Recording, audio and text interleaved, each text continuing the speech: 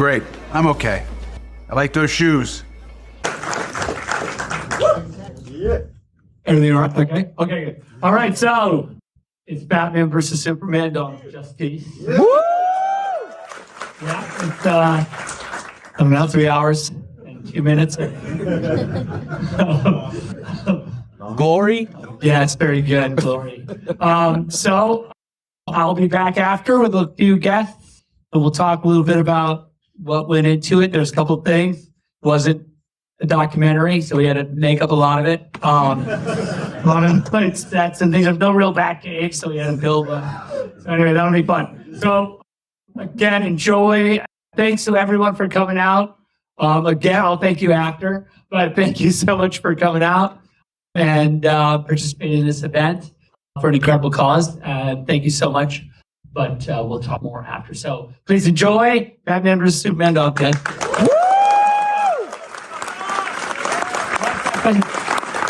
And just on the logistics, it's similar to, for those of you that were here yesterday, when the credits start to roll, so come up, we're gonna flip the room again, so it's a good time to run, use restrooms, step outside, take a break, and then we'll get into the Q&A, and then after the Q&A, we'll do a lineup for the signing, and the signing will be we'll flip that out there as well. So just know that when the movie ends, feel free to take a quick break, and then we'll get started with Q&A as quick as possible.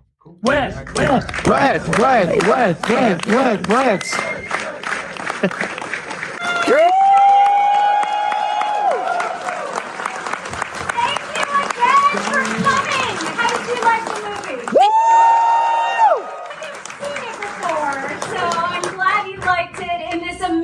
Theater and Art Center. We're so happy that the students here and also filmmakers have a great place to display their work. So thank you for everyone who supported our initiative in getting this theater made.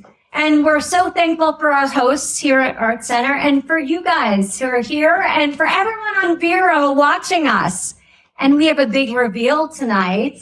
This is the Trinity. And Weta made this amazing Trinity sculpture, and it's going to be going for sale now. And 10% of the purchases of this weekend will be donated to AFSP. So if you would like to pre-order this, you can go to wetaworkshop.com. QR code it. /shop. Jesus. So thank you. We're really excited about this. And without further ado, we're going to introduce the panel and get ready to do My this. mic's not working. All right. Yeah, I guess I know I'm not. Who's it? All right. Yeah, here you go. Hey, everybody. Thank you very much. I appreciate that. My name is Sean O'Connell. I'm the managing editor of Cinema Blend, and I'm so delighted to be hosting this panel tonight. Starting with, we're going to introduce everybody who's here tonight, starting with Zack Snyder, filmmaker.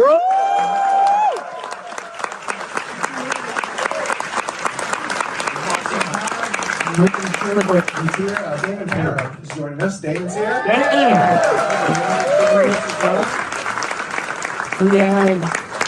D.J Des Jardin.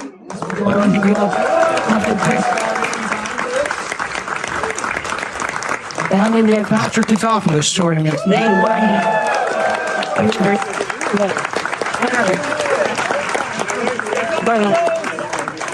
I'm Larry.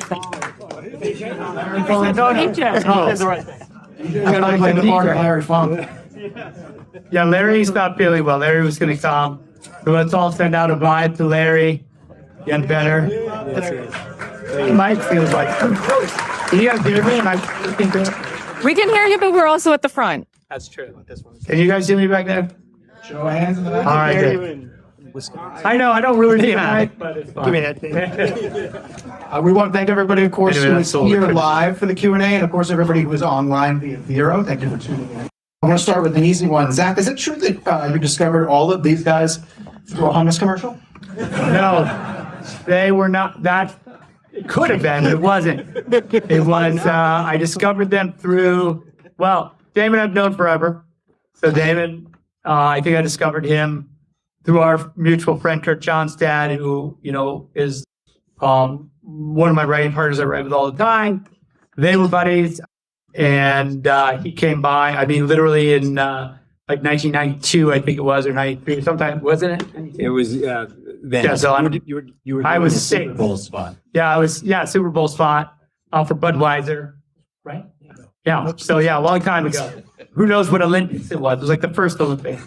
So that's when I met Damon, and then DJ bit, because of course we worked on what he came in to say like, hey, what the fuck are you doing with this watching this thing? You're gonna fuck it up, I'm sure. And I'm like, no, I'm gonna try not to. He's like, all right, we'll see. I'll do your movie. It wasn't that. He wasn't that crusty, but it was cool. It was like, but then he ended up like, of course, being amazing. And we became amazing friends, and he's done everything with me since then. And then Patrick, of course, is the genius production designer. We made me do this movie, and then straight through Justice League, great to have him. So thanks for coming. You're welcome. So no Hummers commercial, though that is a great origin story as well. David, I would like to start with you. You are famously known, of course, for designing the warehouse fight scene, which I think everybody in this room would agree with. The best Batman sequence of all time. I want to get your opinion on why you think that scene continues to resonate. Well, I would say that I'm a fan. There's a part inside me that I'm just an 8-year-old kid still, and thank God I found a career where I continue to keep that side alive. And that's just the way I always wanted, and obviously had this gentleman. Let's go nuts. So thanks God you had the skill set to then make that happen. That's like a nice perfect storm of. Because there's one thing if someone's like, oh, it's cool. I'd love to see Batman fight in a cool way, but like Damon knows how to do that, so that's good. That's good. Thank you, and an amazing team we have. A lot of talented people around me that share the same passions. Likewise, Zach's.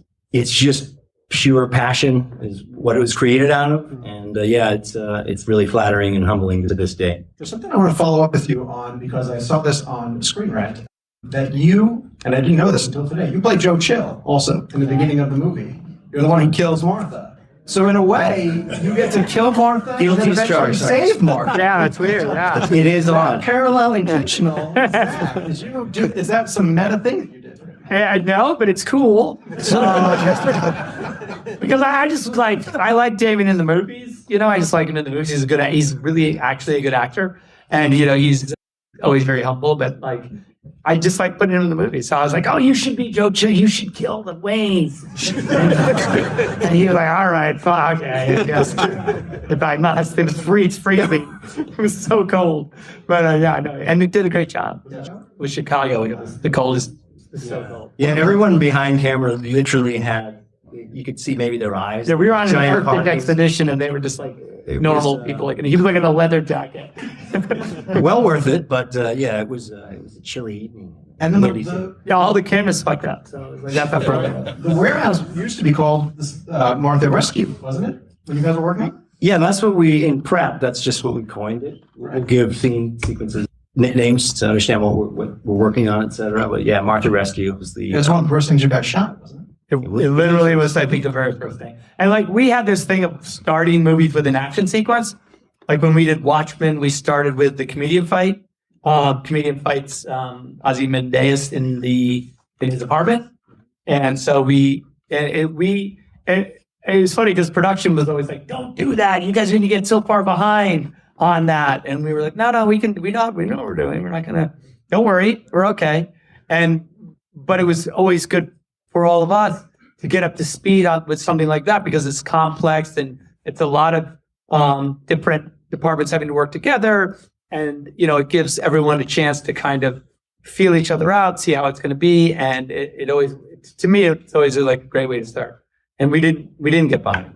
We actually did our jobs correctly. Yeah, it takes the edge off a little bit to get one of those in the can. All right, sweet, let's go. Builds momentum. Right. And there's always cool shots you do. So everyone's like, oh, that was cool. And you get, it gets you psyched up. It's not like, oh, we shot the scene where they blah, blah, blah, blah, whatever. It's not as fun. It's not like, oh, Batman just came through the roof and started killing guys. Okay, that's great.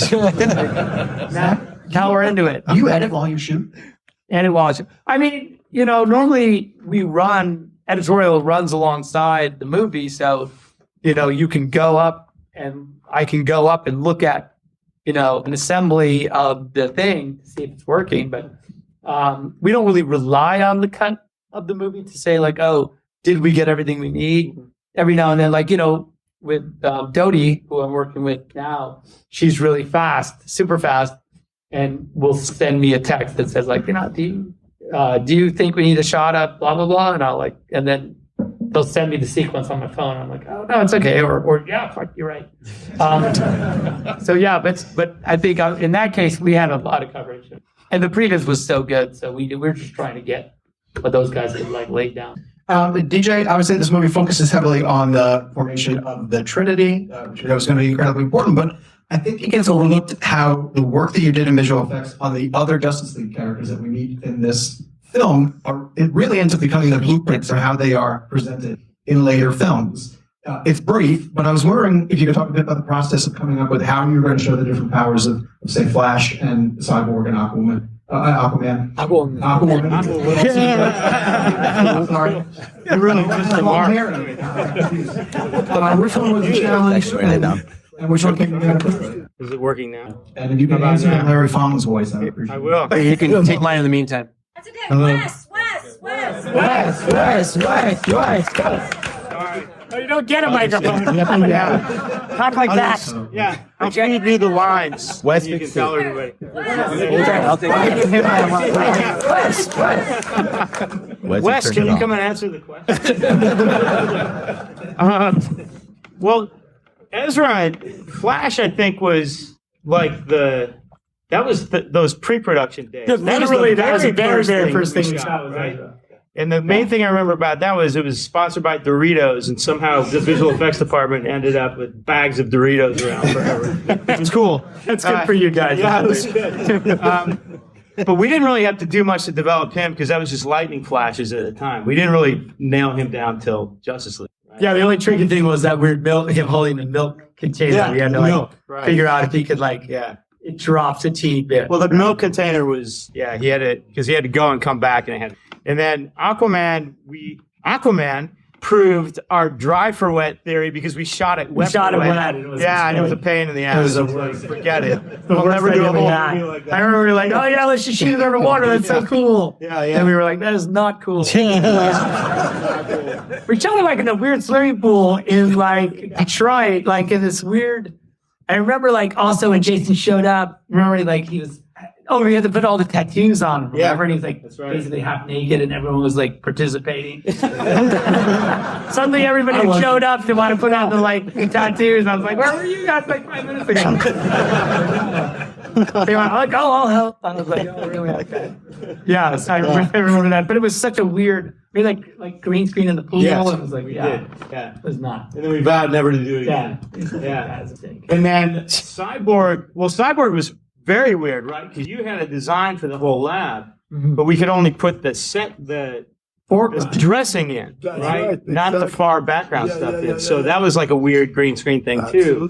Did we shot? We shot that here, didn't we? Oh, we did shoot that here, right? Yeah. Weird, not like here. Yeah. Right when we got back. Yeah, it was like by the airport. Remember? Yeah, I do remember. Yeah. And then but it was cool in Justice League because then we had to recreate that thing only like in a real giant set, like in a real lab. So that was kind of fun to like retroactively then actually build a thing that we hadn't built. All right, I want to stay on. Well, we did. Oh, sorry. Didn't stop on that. But what I remember about Aquaman was that's where we came up with the, what do we call it?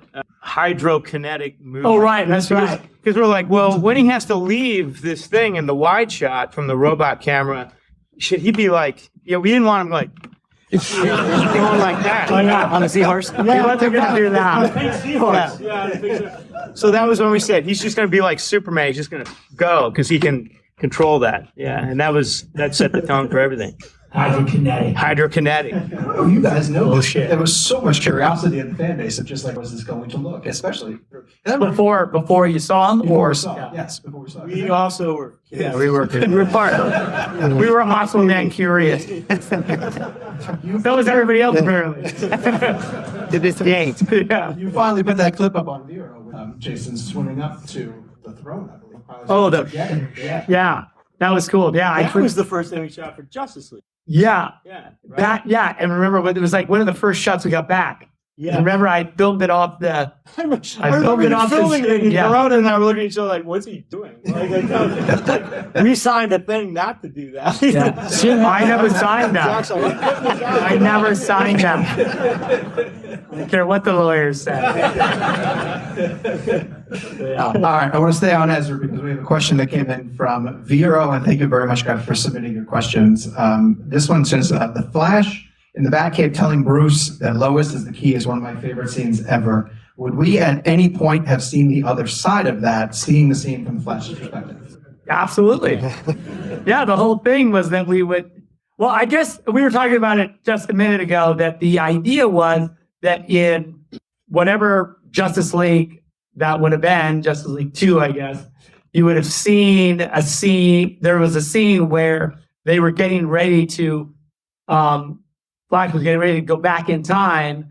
And the idea was that he said to Bruce said to him, like, that there were two possible windows in which he could jump back through time.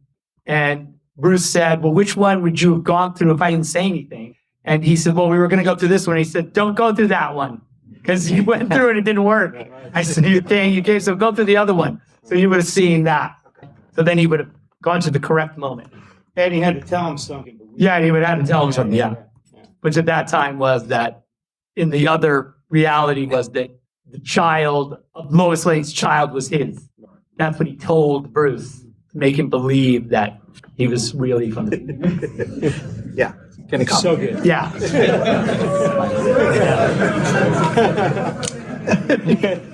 We need a chart. We need some of this. We need a chart. We need some of this. The chart exists, yeah, like this. Am I wearing it? Yeah, you might be. You might be wearing it. Yeah, you are wearing on it. this shirt? Yeah, it's on there. Yeah. Along those lines, this is also submitted by Vero. Thank you very much, guys, for sending it in. Zach, during the Pizza Film School recently, you mentioned that Chris Terrio had a bag of Post-it notes. Can you give us an idea or reference from those notes that you really wanted to use or just loved but couldn't for some? Oh my God. Oh, there's so many. But you know what? Off the top of my head, I can't think of any Post-it note. It was like a gem that we just couldn't use. I feel like we really tried to shoehorn all the notes, the Post-it notes into the book. And by the way, I couldn't decipher the Post-it notes anyway. So it was really his domain, and secret filing system kept him, the perfect amount of mystery, so that there's no way we could get rid of him, because he was like the arbiter of all Post-it notes. So yes, I don't know, but tomorrow you can ask him. Oh yeah, what? Great Terrio fans in the audience. Exactly. I you have I know you really know that. You probably want to be like a pull a Larry Fong on us, but that's You have to run. Patrick, I would love to oh yeah. discuss, because this film introduces Batman and the entire corner of Batman in that universe in a way that we have never seen before. And so if you can talk a bit about your inspirations for his Batcave in particular and how it reflects his personality, and even this iteration of the Batmobile, which I'm going to assume is not his first. So it started with it doesn't work. Yes. When Patrick that one around. What do you mean that one? Yeah, so it started with a quick meeting I had with Zach. Actually, like he told me about what the character was first. He's a different guy. He's a bigger guy. He's an older guy. He's bold. That kind of thing. All those things sort of got me going. And so there's a simplicity in the shape of the Batcave. I didn't want it to be ornamental, based on my discussion with Zach, and yet to be bold, simple, and also everything should be hanging. The concept of the bat, to me, was important to have everything sort of hanging. Like even the Batwing was hanging. The car, when the windows open, are like Batwing. The theme of Bat. I mean, even the lab was sorry. Even the lab was like all suspended. So the concept of the Bat was very important, at least in my head, and we showed stuff to Zach, and he seemed to have reacted to that. Other than that, it's bold and strong and no ornamental pieces, and I felt that made it different. Felt like that Batcave was not trying to be pretty; it was just practical. It was not meant to. He hadn't carved the cave to build this cave. The cave was there. He built this building in it, fitting that cave. There was a sense that like, he didn't transform it, he just built it. And also there's a sense that very modular. You talk about someone that keep building things, probably was not the first Batmobile, probably not, but even the Batcave looks like it could be augmented, diminished, changed. But it's kind of the idea. This is all based on a 10-minute talk with Zack. Really? I mean, I gotta say, you sometimes spend time with directors, and there's a long explanation about things. And sometimes someone you sit with is going to tell you 5 words, and those 5 words are going to give you the essence of what is going in his head. So after that, it's your job to develop. But that was enough for me to go somewhere after it. Patrick, one additional character I'd love you to elaborate on is Lex. I think it's a totally different version of Lex. It's a younger version of Lex. What were some of the inspirations that maybe spoke to you so you could form Lex Core and then how it became? Zack, you told me a couple of things, right? Just the Google vibe, this kind of a new generation of the modern, multimedia kind of characters. So that's kind of what we went with this. I like one thing that Zack wanted to see is like the beginning, the entrance of this building was made of like playful games and little areas which you see on those modern companies. And that was kind of the vibe for him. That's kind of where we went with. And then we also had that little nostalgic old LexCorp neon sign in the basketball by the basketball court. Yeah, I really always like that old sign, like, oh, that's where we started, or his dad, or whatever. The basketball court, on the back of it. Yeah. I mean, it sort of fits the character. That was kind of what was, he came up and there was this character that was very strong and he knew this kind of the world he would be living, And this one, we had a few little things like through me all the time, about what he wanted to see about, the game place, I made this whole high tech. And also interesting is where we shot. I can say that this place, Detroit. We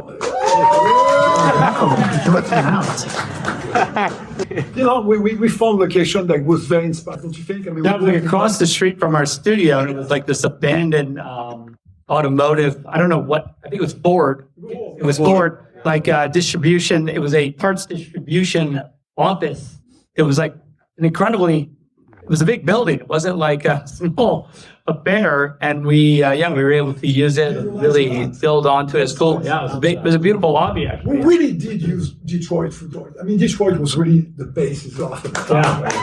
I mean, the fact that buildings are scattered, they're not. If some of them have been torn apart, and you got them like scattered around, not like the typical city, was a great place for the city, and you augmented as well. So yeah, you did. Oh, I thought you did that. No, we didn't do anything. I did. Oh, statement. Yeah. So yeah. Larry Fong. Larry. That's what he meant. So Damon, there's a ton of work being done now by the directors that work hand in hand with their stunt collaborators in the John Wick franchise. You see guys like Dave Chastahelsky were pushing that through. I don't hear a ton about how much Zack interacts with the stunt team. He's very cruel. Yeah. Pretty cold. No, sorry. Go ahead. I guess how much freedom does he give you to come up with what you want to come up with? And how much input does he give along the way in the process? Tremendous freedom, but we've always met early production. Zack and I will meet and concept design and just discuss. And that's really where we get our outline in our brains and in the texture of what he's desiring. And, we just kind of play with concepts there. Then I'd get a team of guys and start to create just walkthroughs, structures, just skeletons. Mm-hmm. He can oversee those and go, yes, keep that, change that. I love it. Go nuts now. And Yeah, because like all the guys, these guys that we've worked with over the years, these are like, our friends. Like I see them all in every movie, the same group of guys, it's literally, Rich is in every single movie I've made. Just like literally, he literally did it for every single movie. He's like I don't know what kind of a black belt you get for that, but it's like a lot of stripes on it. yes. Yeah. So anyway, yeah, really important. Zack, I want to ask you about this because you do something in BVS that you eventually do in Justice League as well too, which is that you open essentially on a scene that was pivotal from the previous movie. The idea you show it to us from a different point of view. The idea to put Bruce on the ground in Metropolis during the invasion. The idea of showing us Superman's scream opening the mother box. I'm curious if there's a deeper narrative backing behind that you want to start. in a way that kind of bridge the previous film, or it's just that coincidence the way that those two have opened? I guess for me, it's just because the stories are so intertwined, it's just important to catch you up on what's happening specifically in the moment you just left, and that, I think by backtracking a teeny bit or overlapping, it allows the continuity of the story to continue. And I think that really that's the main reason. I mean, BVS in this movie, you have there's a real cyclical nature to the film. Starts with a casket, ends with a casket. It's very much a circular kind of affair, but it does lead into Justice League, and it does come from Superman. So that was also really important to me. Gotcha. And then before we turn it over to you guys in the audience, I have one more I wanted to ask about. Excuse me. It's clear that the Ultimate Edition BVS is the definitive version. I don't think there's anyone here.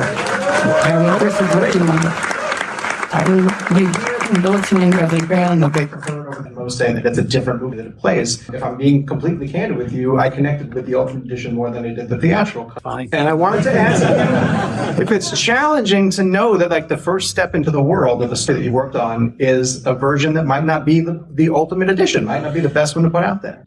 Look, the truth is that I have, you would think by now that people would know that I have a certain relationship with the director's cuts of my movies and my relationship to the marketplace, and how that, I think if analyzed in retrospect over the course of my career, you can kind of see a bit of a pattern developing.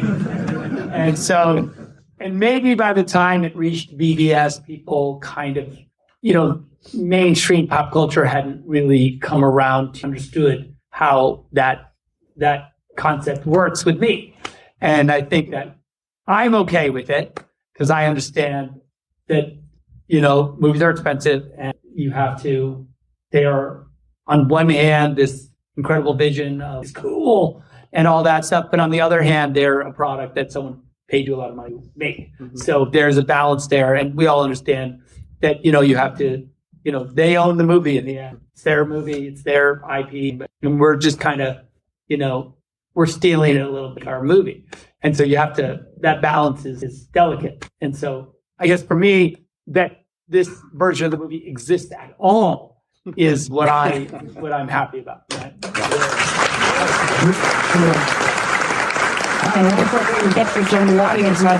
Now people with microphones who can come around. They might not work. Yeah. Right now, they might not we work. got one. This lady up front was the first one. I'm definitely going to get people all the way to the back.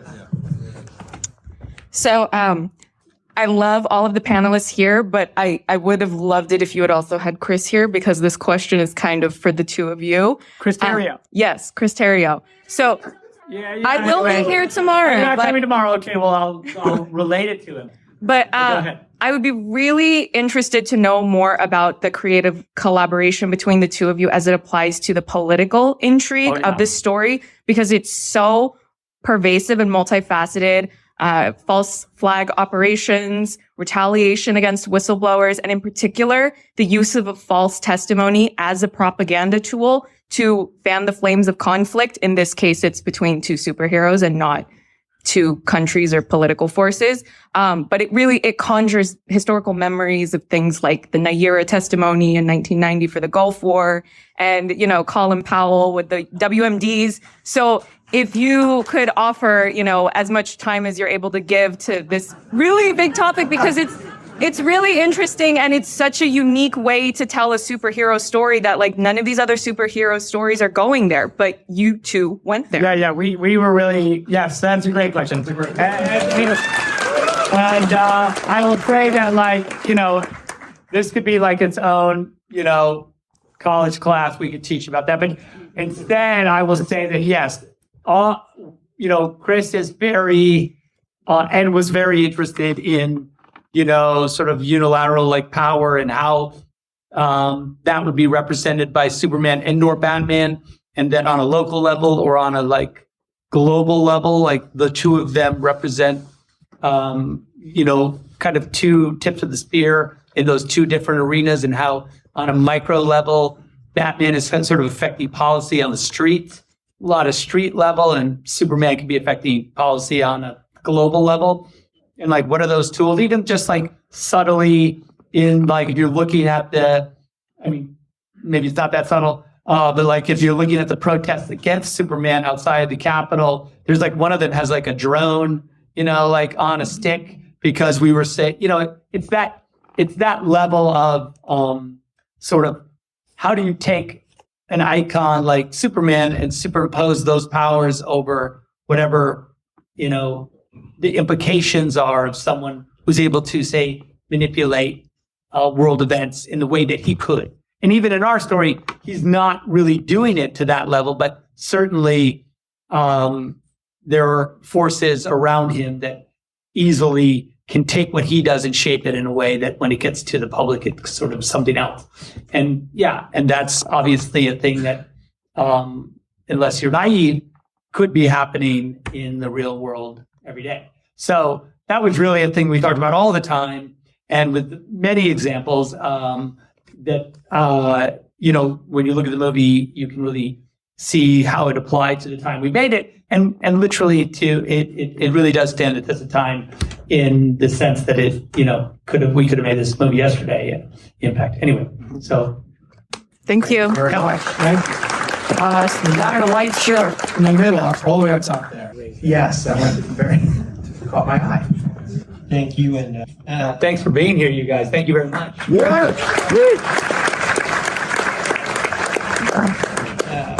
Not all of Superman style films. It really shied away, or even towards the villains, and it's almost a diversion to showing something brutal or something that makes you feel small and helpless, kind of like what we see with Lex. Even your heroes might have to make giant sacrifices that can go against those moral compasses, be it killing or letting someone die. But what is it that you found that you wanted to explore, showing what I think is the reality of what these gods and demons can do in our world and the stakes for which they fight? Because their actions on our half, I think, feel so much more. Well, okay. I get it. To me, I'm a fan of these characters. So, to me, to challenge them is really my responsibility in some ways. I do not, it's not my intention to, tear them down. It's my intention to try and understand them and their relevance. The way you show them, whether it be vulnerable, whether it be confused, and whether it be questioning the why of their existence, those are all things that as they are challenged by those things and or overcome those things, they become sort of, you lock them in as iconographic or as important, and it's only by challenging them as icons that you end up with the real hero in the end. And so that was the thesis that I had given myself as far as how these characters would be portrayed, that I would deconstruct them, but in an attempt to make them, put them on a journey that sets them as what we believe they are, or can be. That was kind of, I don't know if that answers the question, but that's the why of it to me. Behind this man right here. No, right in front there. Yeah. They're coming to you. They're coming. Here it comes. A good workout. Yeah. Over there. Like how you keep picking opposite Yeah, hands. let's go. Run in the corner. In the front. Don't run there. Outside. Well, nice. Hi, everybody. Online. Zach. Thank you. Before, Steven shot it. Yeah. Yeah, Steven Bergman. Also our center alumni and teacher.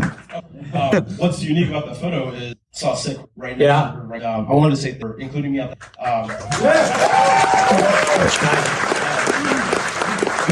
Besides that people, as I really like you showed off, even though it's very small, it meant a lot to me. As a fan, I really want to know how would have that, if you can shed some light. I know it's crazy. The idea, I don't know if I talked about this, I don't know. The idea of it was that in those days, because Diana was searching for the god of war, searching for Ares around the world, she would have gone to, in her sort of quest to find him, she ended up going to all the hot spots where all these conflicts were in the world. And then in those conflicts, looking for Ares, she would come across some amazing warrior on the battlefield, that she would say, hey, I'm looking for this god of war. I need, a team to help me. And that was the basic concept behind who all those guys were. And that they saw her on the battlefield and she was so insanely powerful that they were like, yeah, I guess in service of this goddess, like that, is even more powerful than like the service of my country or whatever I'm doing, whatever political war I'm in. This goddess asking me to join her is like, that's like quite an honor. And so that's why when we see her in Crimea, she's ended up with those cats that are with her from like, her journey around the world. About the first day that you heard Zimmer's. Oh yeah. I remember being down in his little, his crazy studio, which is amazing. Down in Santa Monica, it's kind of like a cool, it has a lot of bookshelves and like sculptures in it. It looks a little bit like the Phantom of the Opera set up. In the middle, you're kind of on these old sofas. It's really cool. It's like, and then he was like, okay, here we go. This is it. What do you like? I think he kind of sprung it on me. Like he said, this is a cool way to introduce. And he played it, and we were literally, it's exactly as it is. And it just blew us away. And I remember just going like, wow, because we did talk about it being like this tribal, visceral, like instead of, as a way to introduce Wonder Woman, I think a lot of people thought, or you could think about it in a lot of different ways. And that was kind of a surprise sound for her, but totally fits her. And it's a thing that's endured, I think, with her over the movies a little bit. Sure. And, I think that just is a testament to how sort of unique and exciting it was. Well, clearly I love it. All right. Let's see where I go. This guy right here. And let's get other questions for the panelists too as well. Visual effects questions, stunt questions. Stunt visual effects. Far more interesting than Larry. Yeah, Larry Bond. Let's call Larry on the phone. Geometry lenses. So I know it was hinted essentially that Kara was from the ship with the pod and the skeleton. Sure. I was just curious when you were going to actually. No, tell the real story. Oh, yeah. Tell the real story.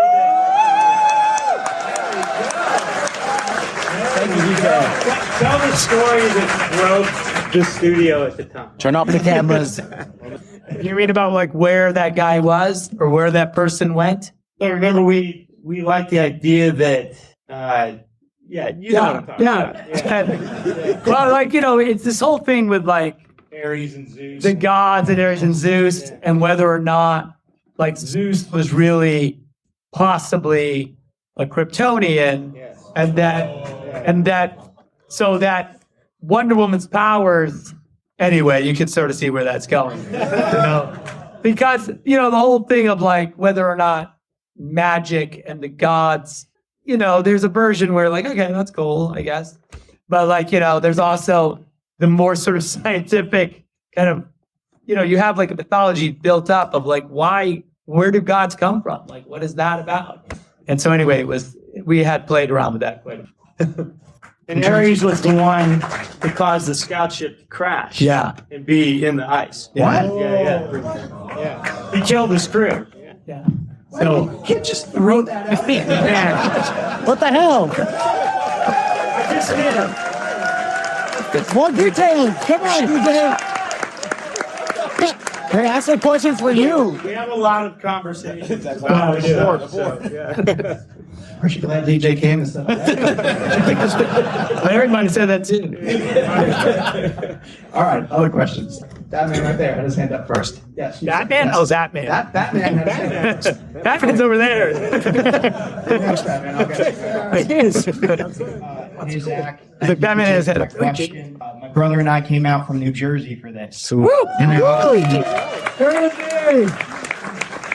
to ask you something that I've been. Where in Jersey? Verona by Montclair. Okay, yeah. I'm going to ask you something I've been wondering about since the first Batman. One of the elements that you introduced in that trailer was the dead Robin suit. Robin's death at the hands of the Suicide Squad in Europe. What were the events leading up to and resulting in Robin's death in Europe? Well, I'll do a brief one because I think that that's still something that would be cool for people to see at some point. I don't know when, how, or ever. But I don't want to ruin it. It may never happen, but yeah, nice. Zack Snyder's Justice League wouldn't happen. Yeah, that's true.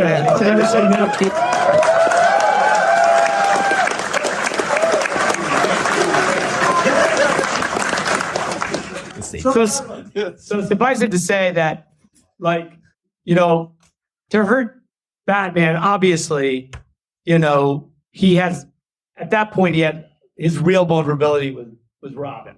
And so I think that what's obvious is that the Joker understood that, right? And all I'll say is that, you know, I think I've talked about this a little bit, haven't I? That, you know, he blew him up, or it looks like he scorched him. I think beyond that, I really don't want to say the actual circumstances because I feel like it's a spoiler for maybe a thing that will never need to be spoiled. But we should wait to see, don't you think, a little bit?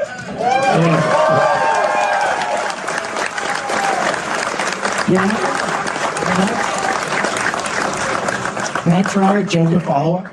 Sure.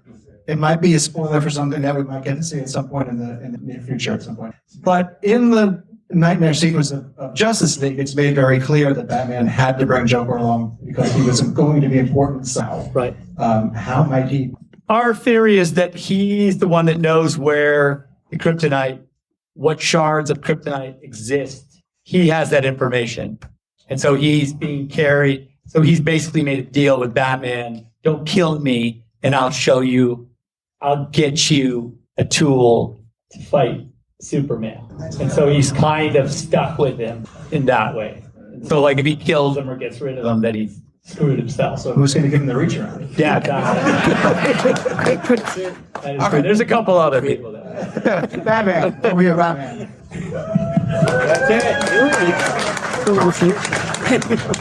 First of all, I just want to preface and say that as someone who lost a stepbrother this entire weekend, it means a lot to me. So I want to thank all of you for lending your.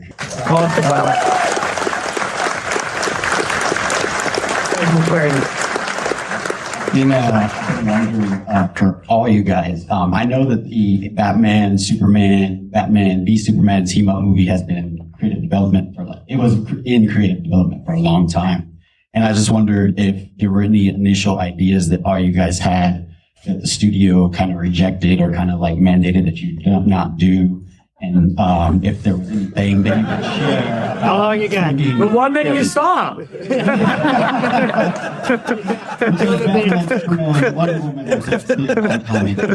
Characters. Was there anything that maybe you're like, okay, let's put a pin in that and maybe we'll just beat them down and we'll just, you know, have the fans rally and yeah, the one that you saw. Yeah, I mean, like in a lot of ways, yeah, I mean, that was the thing that when Chris and I sort of wrote the movie or talked about this version of the movie, it was not the version of the movie necessarily that the studio was. Like, it was not like a big fun romp where those two are like, you know, just so you can imagine. I think that there's a version like, you know, I'm sure the version of the movie that's on the poster in I Am Legend is more of the movie. Whatever that movie was going to be was probably the movie that they wanted. You know what I mean? So I don't know. I don't have that script. That was it. But you can just tell by the poster that it seemed more fun. But not epic. Yeah. Why? But Andy, I bet there was a lot of singers in it. Like they were singing each other the whole time. They probably heard each other more with singers than actual blues. You know? Like there was comments about like, why is your underwear on the outside of his pants? And he's like, why's yours? This is an alien uniform. You kept coming back to me saying we have to, the MPA wants us to remember we couldn't do the blood splat on the wall. Yeah. Right from the crate, which is the one that you like. But now You guys saw the blood on the wall. But we kept taking all those things out and still getting an R rating. And then you got that note from them. Well, we just think that Batman's too mean to Superman. And we're like, can you really comment on that? Yeah, I didn't think that was like in your domain. Like to just not like the idea of them fighting, so now it's R. That was yeah. Yeah, they were just like, we think it's rude that they're fighting. And I was like, I'm sorry, it's in the title. Like, is that in your list? Yeah. It's so weird. You know, it's an R rating? Yeah, it's NC-17. This is an X. Yeah. That part out. Yeah. Is there any way you can cut them fighting? How about they just team up and like each other? Yeah, that's it. That's what they What want. about that? Violence, language, and a mean superhero. Yeah. The reasons for it. And yeah, can't they just like, you know, maybe they like argue at the first act, but then they shake hands and then like they fight the bad guy together. I go, well, they kind of fight the bad guy together at the end. Yeah. Then you see that? And they're like, no, there's a lot of fighting before that. And DJ, I want to put the question out to our followers about something they wanted to know about this film. There was a lot of talk about Medela and sketches that were potentially out there for that character. Oh, yeah. Included. That's from way back. That was going way back. Yeah. We actually did a previs test. Remember? We actually modeled him and everything. Yeah, because you had a design for that. Right? So we built that and had him like by the Washington Monument. And that whole thing. Yeah. That didn't make it.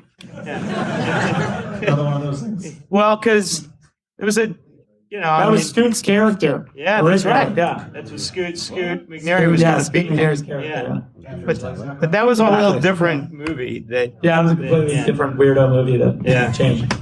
Yeah. All right, anything else out here? Yes, this right over here. Yeah. They're coming. Microphone. Zack, thank you for all the verisimilitude you put in this movie. Great. My favorite thing about your filmography is I know you have to communicate that to your crew, but how much, to what depth, your cast? Okay, in what sense? Like, here's what we're a little bit beyond the surface. But yeah. Well, I think in the process of making the movie, when you meet with the actors and talk about what the movie is, and the script, by the way, is always like a jumping off point, and there's always subtext in the way the script is written anyway. And then when I go through the drawings with them, there's always that next sort of layer, and then it's the discussions about what they would bring and how free they are to kind of keep digging. And I always try to encourage them to go. There's no I don't think, oh, that's too much. Like you're making it too complicated. Like that's not. You can always. There's always the thing about making a movie is you can always take things out. It's easy to to trim back a concept or like a point of view, but it's really you can't create that. The editorial process. You can't say, well, it'd be cool if there was more depth. It was never there. But it's easy to take it out. And so I don't mean to overshoot, but I tend to a little bit. Yeah. I always feel like I've never, I barely got enough footage. I always feel like that. Yeah. I always feel like that. And literally, I'm like, there's no way the scene we can make it with those small amount of shots. So, yeah. Never is. Yeah. Not by us, anyway.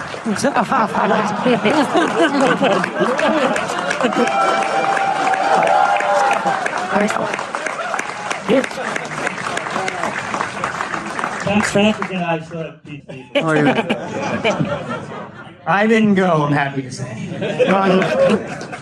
I just want to know that. Follow up on that I've seen Zack privy to conversations where he's actually had to lean in an actor or actress to go there again, wanting to go beyond, and then he can go. If anything, he goes too far, which is how you know how to bring it back to where it is.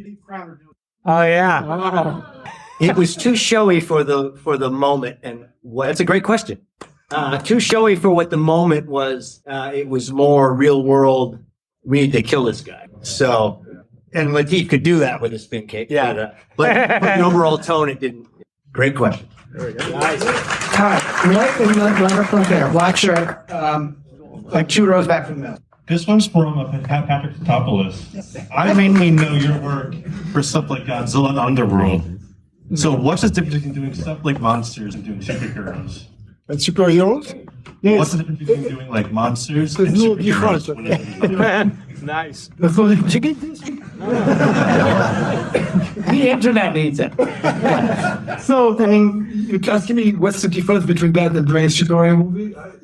To me, it's the same. It's all about characters that define. They live in a world, and this world has to fit the character, and vice versa. I think one of the things I've always tried to do is to keep working on character and creatures as well, as I said, for one reason, because I think they belong to the same thing, and it makes sense. There's logic in the design. And that's why I'm always interested in projects that brings those creatures and characters. In the case of Batman, Superman, or all the characters that go wrong, I always have a little pass on it. I will come into Zack. It's not my job to necessarily design the creature, but bring some ideas on the table, and that's super important for me. I don't think I want to do films that don't have characters and creatures and things like that. This is kind of what I do. It makes the set also very organic. You think more organically than super.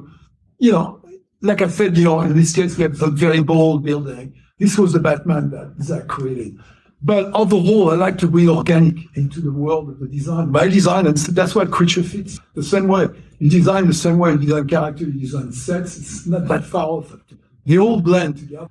Yeah, because think about the difference between the hard reality of the Batcave and then the super organic sort of deconstructed Wayne Manor that's crumbling above him, and the tomb and the overgrown grounds, which are really not sharp and hard, but really kind of soft and forgotten. And I think that sort of contrast is really. Look at the Batmobile. For me, it's not a car. It's a creature. I always look at it like that. That's why it's got wings. That's why it's got a chin. It's got a face, and it comes alive to me if it's something like that. I just couldn't make a car. That's why we always. The first design is always a sketch that comes out of nowhere. It's not like looking at other cars to start designing. We do the first thing, always a small. The Batmobile, I keep saying this, but the first time I met you and I went directly to a Starbucks Batmobile, the first because I felt this is where everything was for me in my world. Is I had to create one of Starbucks? I was so anxious. That was the first place I could see. It was the only place open. Yeah. So I picture you I wanted to go to the bar with a fine wine. And that's awesome. I went to Provence. Seriously. It's the best thing ever. No, it's Starbucks, unfortunately. So that's it. That's the answer. Yeah. This is going to be our last question for today, and I'm going to go to that person right there in the middle in the white shirt with their hair. Yes. That's you. That's you, right there. Don't turn around here. Stand up and a mic will come to you. Nice. Stand up and a mic will come to you. Wow, it's cool. So It's philosophy. it's kind of like a Snyderverse big question, but I saw Watchmen, I loved it. Casting was perfect. Casting for Justice League, that was perfect. I don't know if you're familiar with Doomsday Clock, but I was wondering if that was in your vision or what you think of it, and was that ever gonna come to Wait. The Doomsday Clock. It was the crossover between Watchmen characters. Yeah, was that the Jeff Johns? Yeah, probably now.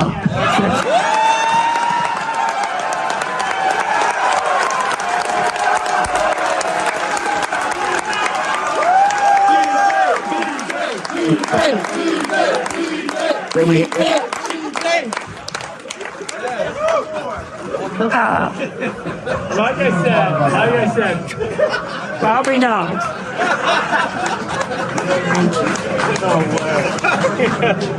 We should end on a more positive. All right, a quick one. We should have just gone in the lobby. Quick You said your work print of BVS was another hour longer. What is a sequence or something that you have? Okay, yeah, we were talking about it. I think I talked about it a little on the live stream. There's a scene, and we shot it. I can't even barely remember it. It's the scene where Clark went down to the the house, the room below, the apartment below to fix the leak in the ceiling from them spilling the water off the bathtub.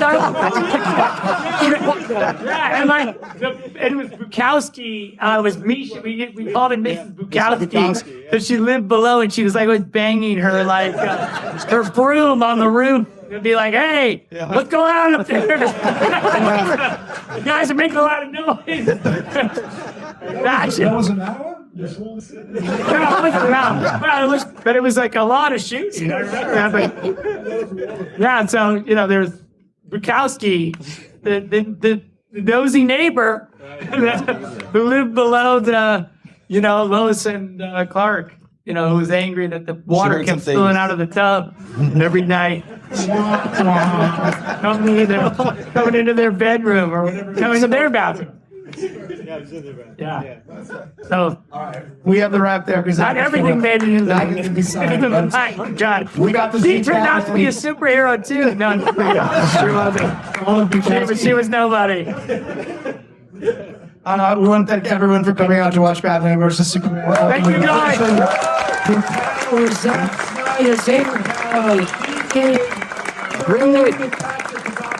Oh, by the Trinity! Everyone, you go to watch us as well too. Okay, wait 1 minute. Wait a Okay, second. we're going to do our drawing, and also we're going to make room for the signing. So you're going to give us a moment. Just a moment. Raffle. Okay, but raffle. We're going to go. No, don't say it. That was Goodbye. Raffle. That's the hand-forward one too. Like the first one. Can I get a photo with you? With But this? that's amazing. It's They're amazing. Yeah. And proceeds go to Amnesty. Oh, it's Why are you doing that? Because you're posing. Okay, we're gonna see you up there. Wait, what about the raffle? I'm gonna do the raffle. Like you guys are gonna go set up. Set up. Okay, we'll see you out there. We'll see you out there. And you can go with us.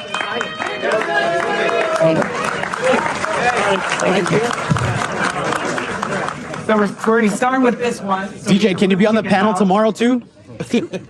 And winner number one is 102794. Someone's got it. So I'm gonna leave that there. Was it you? One of the